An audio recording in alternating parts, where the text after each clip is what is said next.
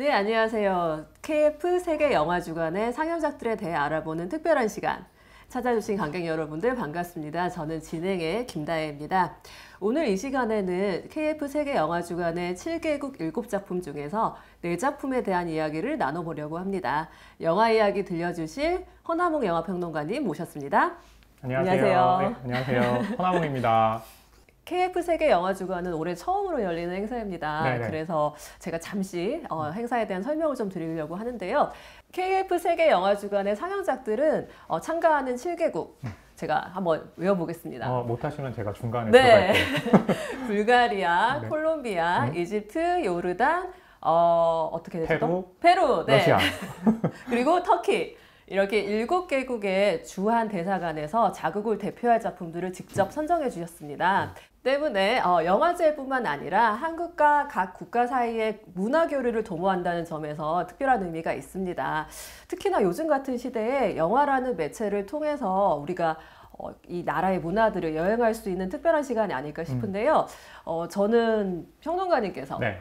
오늘 소개드릴 4개국의 작품들을 미리 보셨잖아요. 네. 네. 처음에 7개국 작품이라고 해가지고 7개의 국가를 여행할 수 있구나, 영화를 통해서 라고 생각을 했는데 4작품을 보게 됐고요. 저는 이제 콜롬비아와 이집트, 요르단, 러시아의 작품을 보게 됐어요. 근데 이 작품을 보면서 느낀 것들이, 물론 이제 그 국가마다 특징이 있지만 그 하나로 좀 묶어서 좀 특징을 설명해 드린다면, 한국 영화에서 볼 수 없는 좀 다양한 영화들, 특히 요즘에 한국 영화들 같은 경우는 좀 자극적인 작품들이 많은데, 이들 국가의 그 작품들은 굉장히 좀 착한 느낌과 그리고 순수한 느낌이 있다고 생각을 해가지고요. 전혀 다른 문화의 맛을 느낄 수 있는 굉장히 좀 소중한 시간이었습니다. 네, 맞습니다. 그럼 평론가님께서 말씀을 해주신 것처럼 오늘은 4개국 4작품에 대해서 한번 알아보려고 하는데요. 그러면 그 4개국의 작품들을 여행하실 준비 되셨나요? 네. 안전벨트를 꼭 매겠습니다. 네. 맞습니다. 자, 그럼 한번 시작해 보겠습니다. 국가들의 순서는요, 국가들 이름의 알파벳 순서대로 저희가 진행을 해보도록 하겠습니다. 그래서 먼저 첫 번째 작품은요, 콜롬비아의 다큐멘터리 영화입니다. 새의 노래를 따라서 콜롬비아 네. 북부 여정이라는 작품인데요. 먼저 평론가님께서 작품 소개를 좀 간략하게 해주실까요? 네, 새의 노래를 따라서는요, 이 콜롬비아의 북부 지역에요, 새가 거의 2,000여 종류가 있는데요. 잘 알려지지 않았던 사실인데, 이 다큐멘터리를 통해서 이 콜롬비아의 새의 종류가 얼마나 많고, 또 그 새들이 들려주는 울음소리가 또 음악과 굉장히 가깝기 때문에 그것이 또 콜롬비아 음악에 어떤 영향을 끼쳤는지도 살펴보는 그런 작품입니다. 네, 맞습니다. 요즘 우스갯말로 네. 제곧네라고, 제목이 곧 내용이라는 그렇군요. 그런 표현이 있죠. 네. 사실은 이 영화의 제목이 사실은 이 영화의 내용을 다 설명을 하고 있다고 짐작 가능한 그런 네네. 제목이긴 한데, 사실 이 작품은 관객 여러분들이 직접 시각적으로 확인을 하셔야 되는 영화가 아닐까요? 시각적일 뿐만 아니라 청각적으로도 굉장히 중요한 게, 이 새들이 들려주는 울음소리를 따라서 이 콜롬비아의 뮤지션들이 거기서 영향을 받아가지고 또 음악을 만드는 그런 여정도 이 영화에서 소개가 되고 있거든요. 그래서 이 작품 같은 경우는 눈으로 그리고 귀로도 굉장히 좀 만족감이 높은 작품이었다는 인상이 들었습니다. 네, 맞습니다.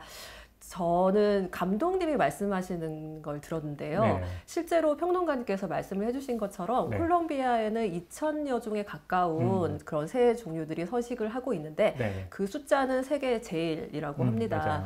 그런데 이러한 사실이 전 세계에 잘 알려져 있지 않고 콜롬비아 내에서도 잘 알려져 있지 않은 사실이라고 해요. 그래서 사실은 이 영화는 콜롬비아 정부의 커미션을 통해서 만들어진 영화긴 한데, 네. 감독님의 말씀에 의하면 콜롬비아 정부에서는 감독님이시죠. 그렉 블리크니 감독님의 어떤 그런 창작의 자유를 완전히 보장을 해주셨고, 네. 그리고 플러스 아까 평론가님께서도 이제 내용에 대해서 언급을 해주셨는데요. 네.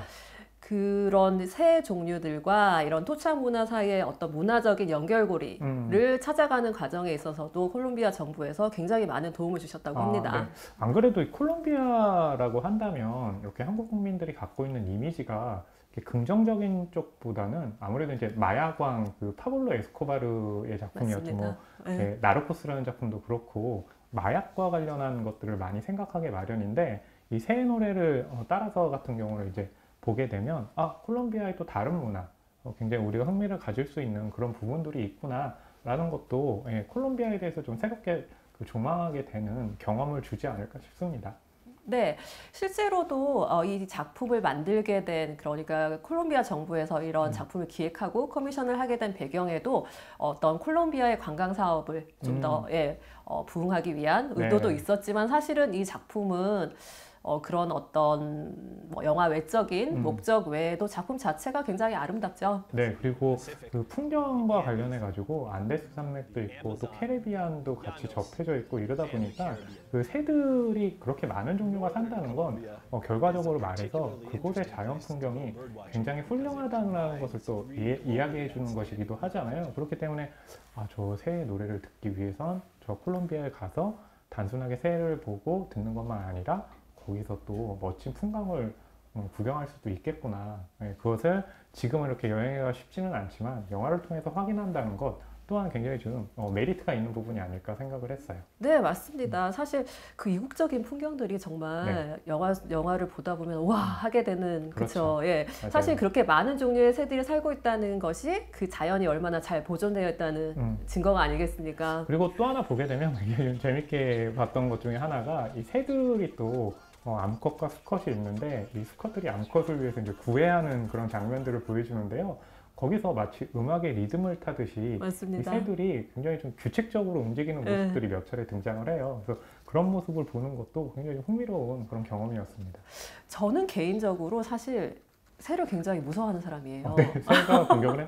아무래도 알프레드 히치콕의 새 같은 영화를 보면 네, 맞습니다. 사람들을 공격하기 때문에. 네, 그래서 저에게는 사실 알프레드 히치콕 감독의 새라는 영화가 최고의 공포 작품일 정도로 저는 이상하게 새를 굉장히 무서워하는데 이 영화에 등장하는 새들은 그렇지가 않더라고요. 저 그냥 새를 무서워하는 저로서도 이 영화 속에 등장하는 새들을 보면 와 예쁘다 귀엽다 이런 표현을 굉장히 많이 했었어요. 제가 영화를 보면서. 그 영화가 새의 노래를 따라서인데 사실 새의 아름다운 색깔들 그리고 다양한 새의 모습들을 쫓아가는 과정이죠. 네, 한편으로 이 새들의 어떤 종류가 많이 지켜지고 그것을 보존한다고 하는 것은 그나마 인간의 발길과 손길이 적게 갔다는 것이기도 하잖아요. 그래서 이 영화를 촬영한 또 연출한 그런 감독님들과 스태프들을 보게 되면 그 새들과의 경계를 지키면서 이 새들이 움직이는 동선도 파괴하지 않고 굉장히 좀 기다리는 인내를 가지고 하는 시간들도 여기서 보여지고 있거든요. 그것도 보게 되면 결국에 우리가 같이 공존한다는 것은 그들과 그리고 우리의 어떤 거리감 같은 것들을 지키는 것 그리고 시간이 필요하다는 것을 또 이 영화가 보여주는 거라고 또 생각을 했습니다. 네, 굉장히 중요한 말씀을 해주셨습니다. 사실 요즘 환경에 대한 어떤 관심이 많이 커져가고 있고 환경을 보호해야 된다는 그런 인식들도 많이 세계적으로 펴져가고 있는데요. 그런 의미에서도 참 중요한 작품이 아닐까 싶습니다. 첫 번째 작품부터 굉장히 여행이라는 의미에 걸맞게 정말 저희가 새를 따라서 여행을 할 수 있었던 그것도 저희가 잘 알지 못했던 콜롬비아의 풍경, 이국적인 풍경을 아주 잘 감상할 수 있었던 작품이 아닐까 싶습니다. 그러면 다음 작품으로 한번 넘어가 볼까요? 네, 어디로 가나요? 네, 다음은 이집트로 가겠습니다. 콜롬비아에서 이집트로. 네, 이집트의 작품 마흐무드의 복사가게입니다. 이 작품도 평론가님께서 간략한 설명 부탁드릴게요. 복사가게를 운영하는 이제 마흐무드 같은 경우는 굉장히 시대에 뒤떨어져서 사는 사람인데요. 이렇게 사라져가는 것들을 안타까워하는 와중에도 또 지키려고 하는 것들이 있거든요. 그것은 무엇이냐? 바로 사랑입니다. 그래서 그런 사랑에 관한 작품이라고 보시면 될 것 같습니다. 네, 저는 사실 KF 세계 영화 주간의 7개국 중에서 이집트가 제가 유일하게 여행을 해본 나라입니다. 아살라무 알레이쿰. 저는 또 아랍어과 출신이라 가지고요. 아랍어를 그러면 하실 수 있으세요? 지금 거의 다 잊어버렸고요. 뭐 아살라무 알라이쿰, 마살람, 슈프란 뭐 이 정도 간단한 무슨 뜻인가요? 인사 정도만 알고 있습니다. 인사말들인가요? 그러면 혹시 아랍 국가들 가보셨나요?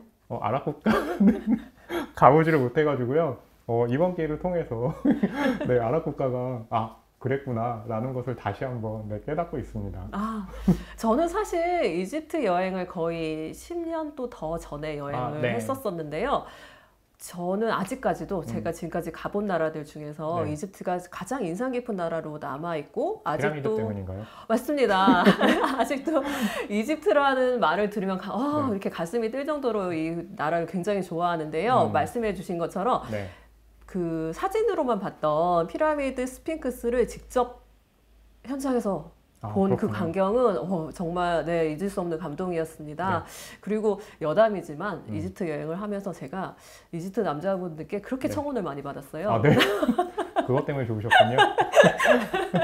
네, 이렇게 사람이 인생은 선택이라고 하죠. 제가 만약 그때 그 선택을 따랐다면 지금쯤 이렇게 이 자리에서 이집트 영화를 소개하고 있는 게 아니라 이집트에서 살면서 거기서 영화를 네. 만들고 있을 수도 있는데요. 그렇죠? 근데 지금 프로그래머님의 말이 영화와 이렇게 동떨어진 것이 아닌 것이 이 영화를 보게 되면 일종의 발렌타인데이라고 하는데 이집트에서는 발렌타인데이를 두 번 치르는 것으로 등장을 해요. 그래서 뭐 사탕도 선물하고 장미도 선물을 하는데 이 극 중에 나오는 이제 마무드 같은 경우는 그 같은 건물에 살고 있는 그런 이제 여인을 또 사랑하잖아요. 근데 그 여인은 이 마무드의 청혼이라든지 구애가 굉장히 좀 부담스럽지만 이 마무드 같은 경우는 그렇게 얘기를 하잖아요. 그러니까 모든 것이 살아가는 중에서도 우리가 지킬 수 있는 건 사랑이고 그런 것들을 왜 부끄러워하느냐라고 하는 것들 그런 것이 지금 또 김다희 프로그래머님이 말씀하신 것처럼 이집트인들이 갖고 있는 사랑에 대한 어떤 그런 좀 진심이 아닐까라는 것이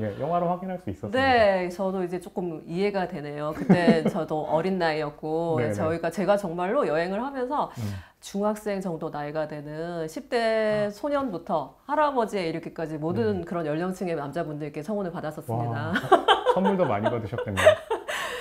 선물은 받았었나? 기억이 잘 안 나는데요. 네네. 한 가지 제가 인상이 깊었던 것은 그렇게 청혼을 하시면서 저한테 이렇게 어필하시기 위해서 그분들이 가장 많이 하셨던 말씀이 낙타를 100만 마리 소유하고 계시다고.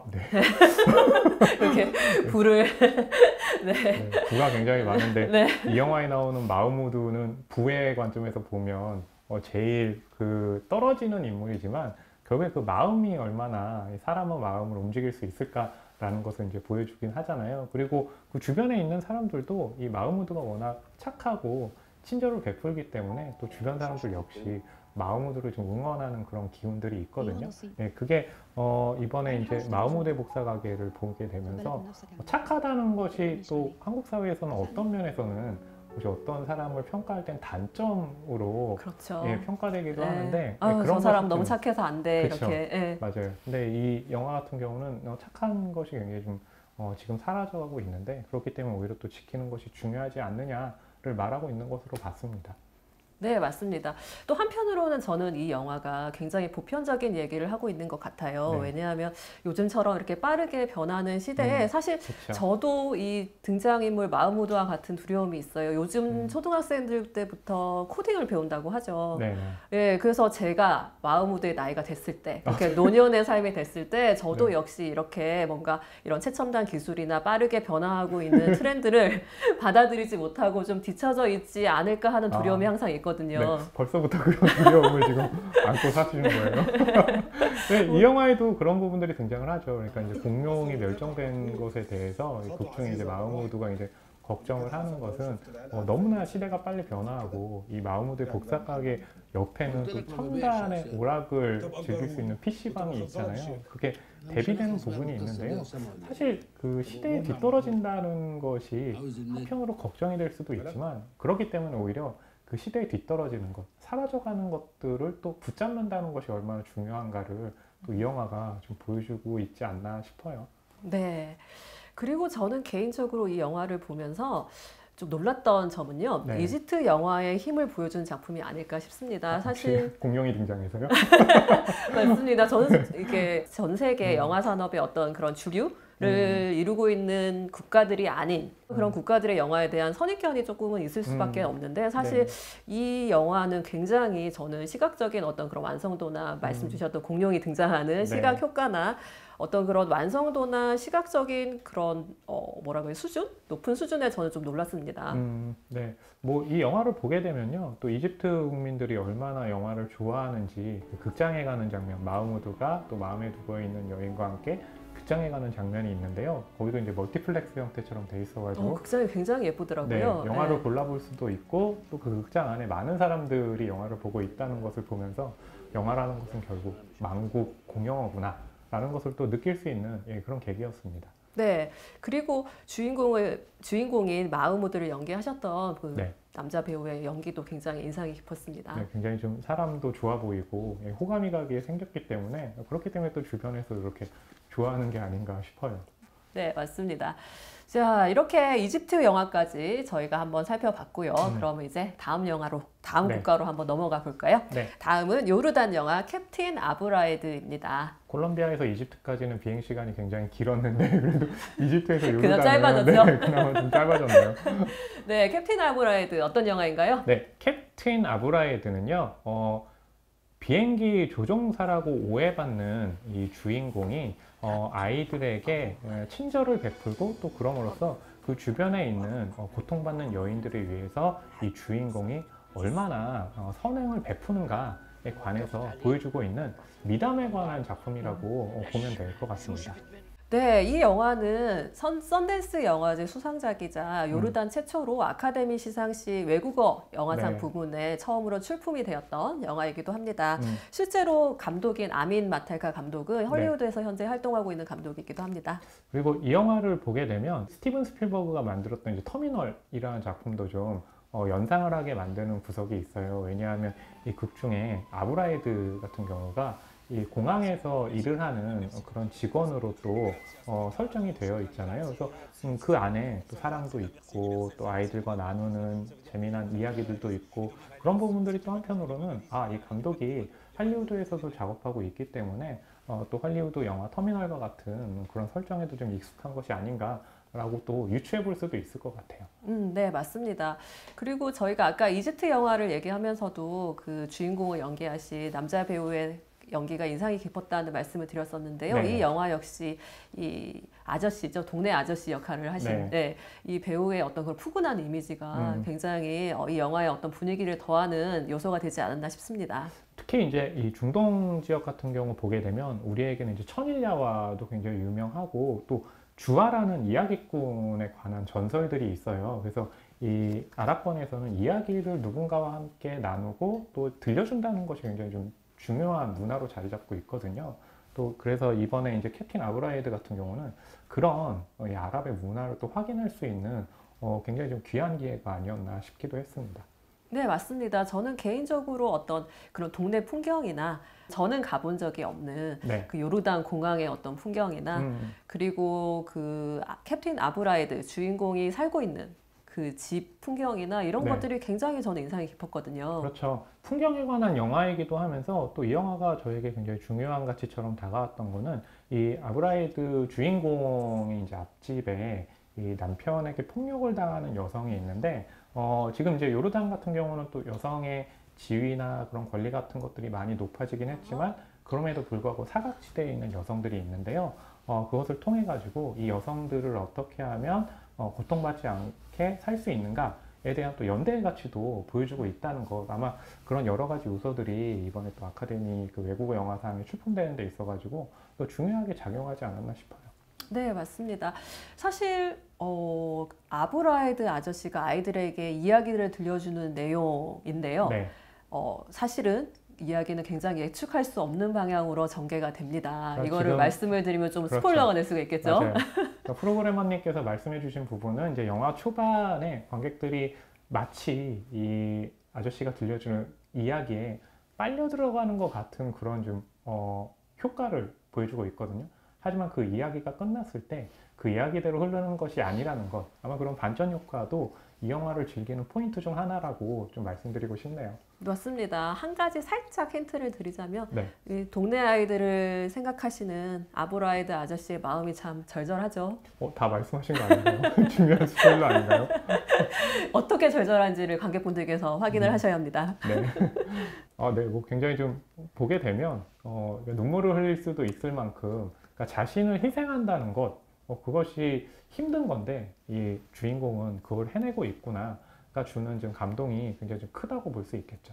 네, 그리고 또 한 가지 흥미로운 사실은요, 저에게는 흥미로웠던 사실은 또 한 명의 등장인물이 나와요. 여자분이시죠. 그리고 그분은 진짜로 기장이시죠. 그렇죠. 그래서 사실 아브라이드 아저씨는 아이들에게 들려주는 이야기는 사실 본인이 직접 경험하신 이야기가 아니라 어떻게 보면 책이나 들은 이야기를 짜집게 하셔서 들려주시는 건데, 그쵸?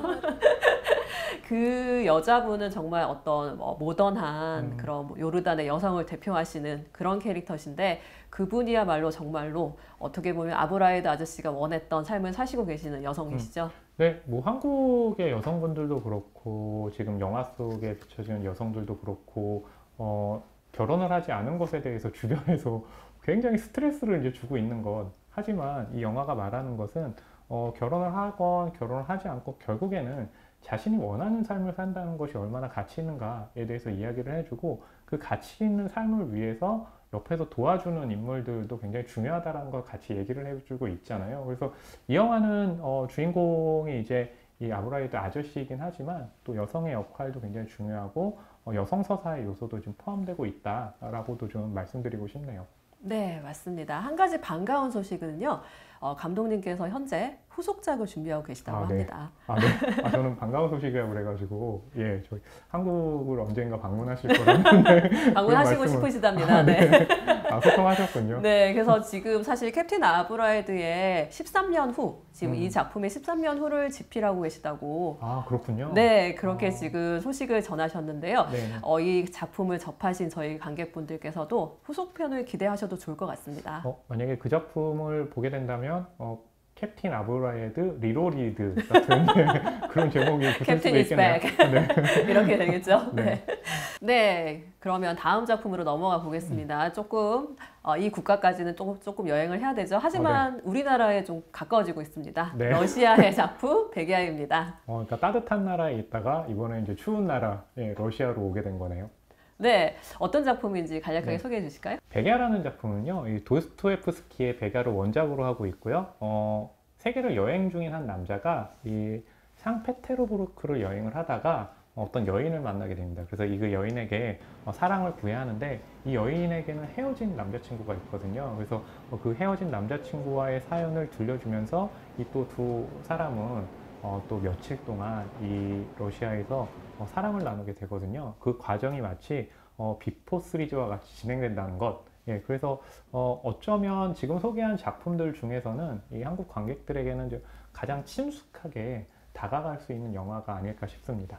네, 도스토옙스키의 단편 소설을 바탕으로 하고 있기 때문에 사실 줄거리는 잘 알려져 있지 않을까 싶어요. 그래서 저희가 딱히 스포일러를 하는 건 아닌 걸로. 네. 그렇게 스포일러라기보다는 이 영화 같은 경우는 이제 이미지상으로도 굉장히 재미있는 게 백야이기 때문에 어두운 밤이지만 그럼에도 불구하고 굉장히 좀 하얀 느낌들을 주고 있고 그래서 또 흑백 필름으로 진행을 하고 있어요. 근데 또 한편으로 또 보게 되면 이 두 사람이 나누는 이런 사랑이 어떤 이들에게는 마치 한여름은 아니지만 한겨울 밤의 꿈 같은 느낌도 주거든요. 그래서 흑과 백이라는 두 가지 색이지만 그 안에서 우리가 해석을 여러 가지로 놓는다면 그 안에 여러 가지 색을 넣을 수 있다는 것이 또 백야가 갖는 특징이 아닐까 싶어요. 네, 맞습니다. 평론가님께서 말씀해 주신 것처럼 어떤 이런 백야라는 이런 분위기가 흑백을 통해서, 흑백 화면들을 통해서 좀 더 분위기가 더 증폭되는 그런 효과가 있지 않나 싶습니다. 상트페테르부르크는 도스토옙스키의 도시죠. 그래서 이 영화를 보면 우리가 이 주인공들과 함께 상트페테르부르크 시내를 같이 정말 쏟아내는 이런 느낌을 받을 수가 있는데요. 네, 거기에 굉장히 저는 가보지는 못했지만 영화를 통해서 익숙한 게 그 대광장이 굉장히 익숙한데 특히 미션 임파서블 그 작품에서 본 그 대광장이 굉장히 폭발하는 장면을 보게 됐는데 보면서도 아이고 거기도 또 세계 문화유산이기도 하잖아요. 저런 곳이 파괴되다니라고 보면서 굉장히 좀 마음 졸였던 기억이 있는데 이 영화에서는 그렇게 파괴되는 장면이 아니라 오히려 그곳에 이제 곳곳을 남녀 주인공들이 지나다니면서 우리가 눈으로 할 수 있는 여행이라는 것을 굉장히 좀 충만하게 만들어준다는 것. 예, 그래서 저는 그 부분이 백야에서는 가장 좋았습니다. 네, 고전을 현대식으로 해석을 한 작품이 아닐까 싶어요. 그래서 주인공이 킥보드를 타고 다니죠. 네. 고전 작품에서는 상상할 수 없었던 네. 그리고 말씀해 주신 것처럼 어떤 이 상트페테르부르크라는 도시에 대한 찬가가 아닐까 하는 생각을 할 정도로 도시 곳곳을 많이 보여주는 작품인데요. 저는 한 가지 재밌었던 점이 네. 아마도 촬영을 할 때 이 현장을 촬영 현장이라고 뭐 이렇게 블락을 해놓으신다거나 네. 이런 거 없이 그냥 정말 스태프들이 주인공을 따라 도시를 그냥 뛰어드신 게 아닐까 싶어요. 왜냐하면 영화 곳곳에 이런 행인분들이시나 이런 네. 분들께서 촬영을 하고 있나? 이런 눈길로 카메라를 쳐다보시는 분들이 있으시고. 네. 그쵸? 그 영화 초반에 이제 남자 주인공이 여자 주인공에게 이제 구애를 하는 장면에서 여자 주인공이 시를 들려주거든요. 근데 그 시를 듣고 있다가 남자가 좀 감격을 해가지고 뒷발을 이렇게 쓱 빼는데요. 그때 이제 뒤에 있던 그 여행객에게 아마 발을 밟았나 봐요. 네. 그러면서 미안하다는 얘기를 하는데 그 행인들도 촬영을 하고 있다는 것을 아니까 그것을 이렇게 구경하는 게 아니라 다 촬영이라는 것을 알고 그냥 자연스럽게 인사를 받아주고 지나가는 모습 같은 경우는 이 영화가 지닌 즉흥성을 또 잘 보여주는 그런 대목인 거죠. 네, 맞습니다. 저는 개인적으로 궁금한 게요. 혹시 평론가님께서는 백야를 경험해 보신 적 있으신가요? 백야요? 백야까지는 아니지만 그 프랑스에 파리를 갔을 때가 7월이었어요. 그래서 밤 11시까지도 대낮처럼 환한 기온이었거든요. 그래서 그것을 처음 경험하게 되니까 지금 자야 될 시간인데 잠이 오지 않는 그렇다면 나가서 누군가를 만나야 되지 않을까? 그래서 또 사랑의 도시인가? 라고 생각을 했는데요. 그러니까 백야라는 배경이 주는 게 또 사랑을 하기에는 오랜 시간 동안 같이 보낼 수가 있는 거잖아요. 그래서 아마 이 사랑 이야기에 백야 배경이 이렇게 어울리는 것이 아닌가라고 좀 유추를 해봤습니다. 저는 사실 백야를 경험한 적이 있습니다. 네. 잠을 못 주무셨나요? 저는 예전에 노르웨이에서 지낸 적이 있었는데요. 네. 노르웨이 여행을 많이 다니셨나요? 네, 제가 좀 많이 쪼다녔습니다. 네. 노르웨이에서 저는 그때가 6월에서 7월이었는데요. 정말 깜짝 놀랐습니다. 정말로 해가 지지 않더라고요. 그렇군요. 밤 12시쯤 되면은 네네. 살짝 저희가 해가 질 무렵처럼 어스름해지다가 다시 밝아져요. 그렇군요. 그래서 저는 정말 안타깝게도 이 영화처럼 백야가 뭔가 이렇게 로맨스로 채워져야 할 텐데 저의 백야의 경험은 암막 커튼이 없어서 잠을 이루지 못해서 굉장히 수면 부족으로 네. 힘들어했던 그런 기억밖에 없네요. 네, 영화에도 보게 되면요, 이 백야에서도요, 이렇게 백야라는 거, 그러니까 밤 시간임에도 불구하고 환한 모습이 있잖아요. 그래서 그것을 계속해서 중간중간마다 상기를 시키는 게 이 박물관이 배경에 또 중요하게 등장을 하는데 이 박물관이 한 9시나 10시 정도 되면 다 등을 전멸을 하잖아요. 그래서 그 장면을 전체적으로 보여주는데 불이 꺼지더라도 그 주변은요, 어둡지 않습니다. 환합니다. 그러니까 그런 것들로 계속 백야라는 게 어떤 방식으로 이루어지는지를 이 영화는 계속해서 보여주고 있는 거죠. 그리고 한편으로는 또 흑백 화면이라서 사실 낮과 밤이 잘 구분이 안 되기도 했어요. 그렇죠. 네, 그런 분위기가 또 묘하게 이 영화의 어떤 그런 로맨스와 어떤 그런 감정들을 증폭시키는 그런 역할이 아니었을까 싶습니다. 실제로 이 영화는 그 경계를 굉장히 중요하게 활용하고 있는 작품이거든요. 그러니까 가령 남자는 여자에게 사랑을 계속해서 이야기하지만 저 여자는 남자를 사랑하는 것 같으면서도 사랑하지 않는 것 같은 느낌도 있고, 또 한편으로 보면 이것이 우리는 실제를 보고 있는 것 같은데 남자에게 있어서는 이것은 혹시 꿈이 아닐까? 또 꿈과 현실의 경계가 굉장히 애매해요. 근데 백야라는 것도 그렇잖아요. 그러니까 밤이지만 환하기 때문에 이것이 밤인지 낮인지 구분하기가 굉장히 힘든데, 그러니까 그런 애매모호함을 계속해서 끌고 가는 작품이거든요. 그러니까 우리가 그 사랑을 나눌 때, 또 누군가와 관계를 갖고 또 소통을 할 때, 저 사람의 마음이 정말 진심인가? 아닌가? 그런 것들을 구분하기가 굉장히 힘들잖아요. 그래서 우리는 그 경계라는 것이 주는 어떤 그런 좀 매력 같은 게 있는데, 이 영화는 그런 부분들을 굉장히 좀 잘 살렸다고 봅니다. 네, 맞습니다. 특히나 주인공이 네. 스스로를 몽상가라고 표현을 네, 합니다. 맞아요. 그렇다 보니 더더욱 어떻게 보면은 이 작품이 사실 명확하지가 않아요. 그런 어떤 그 여자분의 감정의 선이 네.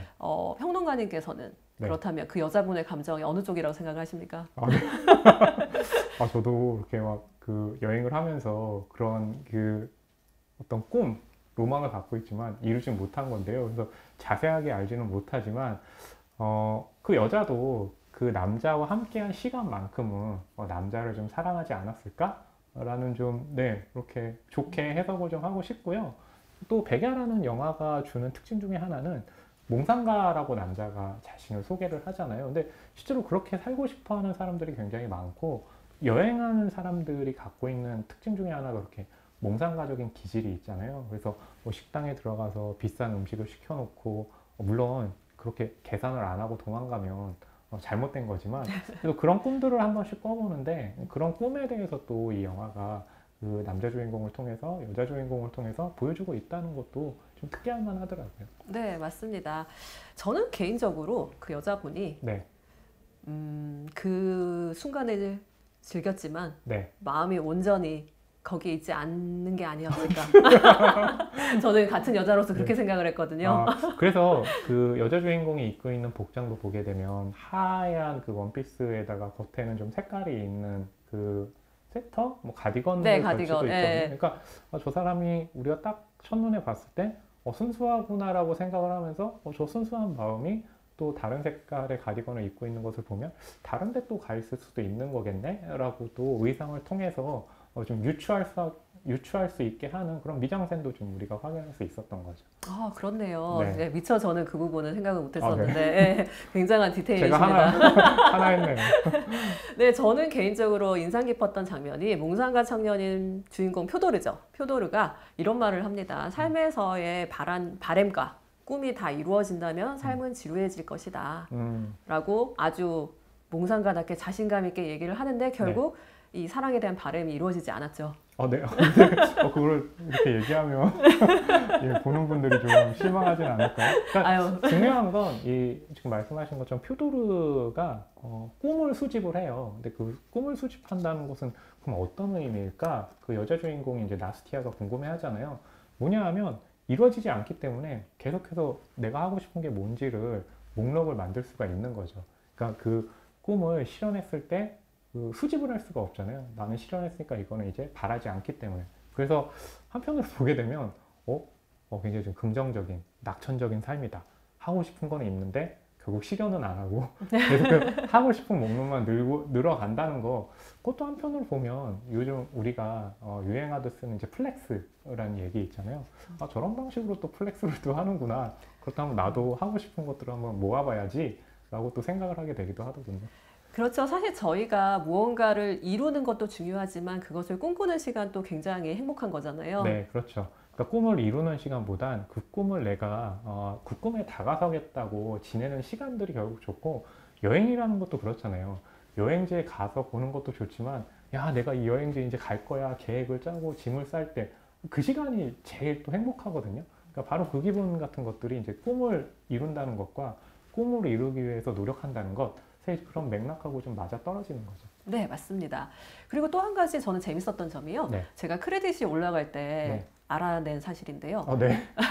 뭐가 있었나요? 남자 감독님께서 네. 이 작품은 사실 두 분의 공동 연출이신데요. 네. 남자 감독님께서 그 여자 주인공의 또 다른 남자분을 연기하셨더라고요. 그 못돼 먹은 분이 네, 맞습니다. 바로 그 감독님이었군요. 네, 그래서 여러분들도 영화를 보시면은 연기 크레딧에 올라가는 그 이름들을 보시면 그 배우 분과 감독님의 그 이름이 일치합니다. 그리고 또 하나 이제 크레딧 부분에 어떤 자막이 있냐면 이 1960년들의 영화에 이 영화를 바칩니다라고 또 자막이 나오고 있는데요. 그러니까 흑백이 주는 느낌들은 극 중에 이제 백야 이미지이기도 하지만 1960년대 그 러시아 영화들이 주는 또 흑백의 느낌, 클래식한 느낌들이 있거든요. 그러니까 그 느낌을 살려서 또 영화를 찍었기 때문에 아마 클래식한 작품들에 대한 향수가 있는 분들이라면 또 백야가 또 남다른 경험으로 좀 다가가지 않을까 싶습니다. 네, 사실 러시아는 굉장한 문화유산을 보유한 나라죠. 영화사에 있어서도 굉장히 중요한 나라이기도 하고요. 맞아요. 그래서 말씀을 주셨던 그 크레딧 60년대 영화에게 헌정한다는 그 크레딧이 저도 굉장히 인상 깊었습니다. 네. 오늘 이렇게 소개해드린 KF 세계 영화주간의 이 네 작품을 포함한 모든 작품들을 어디서 어떻게 감상하실 수 있는지 평론가님께서 소개해 주실까요? 네, KF 세계 영화주간에서 상영하는 작품들이요. 12월 4일부터 13일까지 네이버 TV에서 무료죠. 네, 무료입니다. 무료로 관람하실 수 있습니다.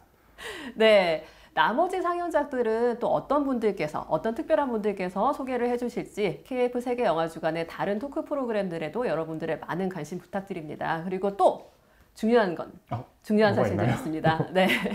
상영작 감독님들께서 직접 보내주신 메시지 영상들과 와. 주한 대사님들께서 보내주신 인사말 영상들도 꼭 놓치지 않으시길 바랍니다.